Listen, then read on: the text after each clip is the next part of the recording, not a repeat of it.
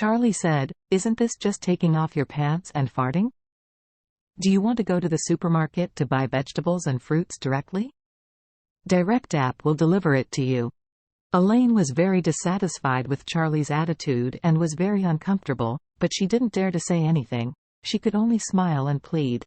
"Mom wants you to buy the whole tree, not for eating, but to buy it and plant it directly. In our villa, won't we have a beautiful vegetable garden right away?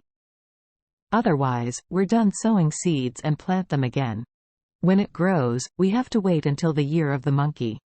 Charlie took it. It seems that the mother-in-law is worried about this and wants to take a photo and post it to Moments. Just thinking of rejecting her unreasonable request, Elaine hurriedly said, "My son-in-law, let me tell you the truth. I have liked growing vegetables and fruits since I was a child. When I went picking with Dad and went into the vegetable garden in the countryside, but they were not willing to come out."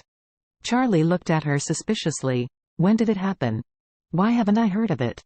Elaine hurriedly said, "Didn't you suddenly grow up later? Going to school and work again, how can there be time to run into the vegetable garden? I swear to God, Claire really liked these things since she was a child.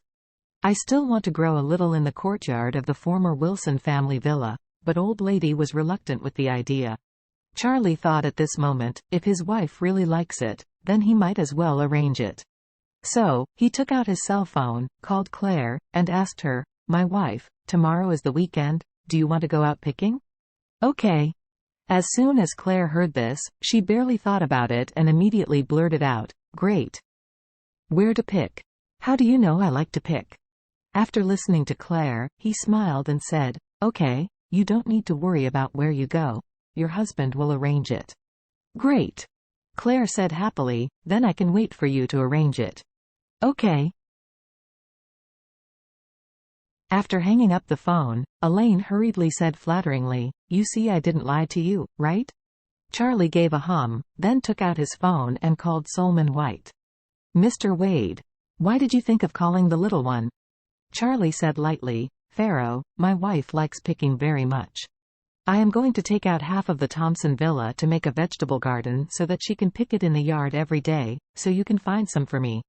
The best varieties of vegetables and fruits, and I want those that have grown, bear fruit, are attached to vines, have seedlings, and have roots. Can they be directly transplanted to Thompson?" When Solomon White heard this, he blurted out, "Mr. Wade, don't worry, even if you want a vegetable shed, I can get it for you." Charlie said, "Okay, start preparing today. Come to Thompson's first-grade transplantation plant at night. I want my wife to see it when she gets up tomorrow." Solomon White smiled, "Mr. Wade, you really love your wife.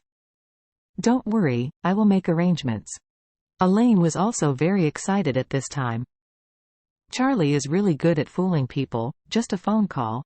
Others will diligently arrange a vegetable garden for him. The energy is really not small. She used to think that this guy will explode sooner or later, but no matter how she look at it, she feels that this kid is getting better and better. At this time, Elaine suddenly heard a familiar voice ringing in her ears. "Oh, isn't this my good daughter-in-law? Why are you on crutches? Don't say it, your posture of the shelf tube is quite exciting." Elaine's face immediately became extremely ugly. She didn't need to look back to know that this voice came from her mother-in-law, that damn old Mrs. Wilson. But when she turned her head to look, she was shocked. What happened? How did these 5 people get together? The Lady Wilson, Noah, and the 2 little ones, were they going to be detained for a few more days? Released in advance? The key is, how did Horiah come? Wasn't this lady sent to the black coal kiln by Charlie's friend? When Charlie heard the movement at this time, he couldn't help but turn his head and frowned. He did not expect that Horiah would actually appear here. Mr. Orville has always done things reliably. He shouldn't have made such a big mistake and let Horiah run back. What happened here? Horiah was the secret of Charlie and his mother-in-law Elaine. Although later his wife and mother-in-law knew about the loss of money by gambling, they didn't know that Horiah was sent to the black coal mine by him. Both of them thought that Horiah should have run away because of the money.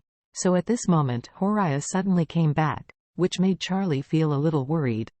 At this moment, Elaine, who was never to be outdone, already cursed, "Who am I? It turns out that it was your family, what happened, and the idea of hitting our villa? How did you enter the detention center last time? Did you forget? Believe it or not, I will call the police and get you arrested now." Hearing Elaine mocked everyone about the detention center again, Harold immediately said angrily, "Elaine, look at your ugly bird look. Both front teeth are gone, and the words are so FC King leaking. What are you doing?"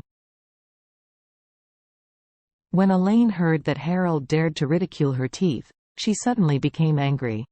She didn't dare to look in the mirror these days when she came back, because it was so ugly that her front teeth had fallen out. But seeing a dentist is a very troublesome thing.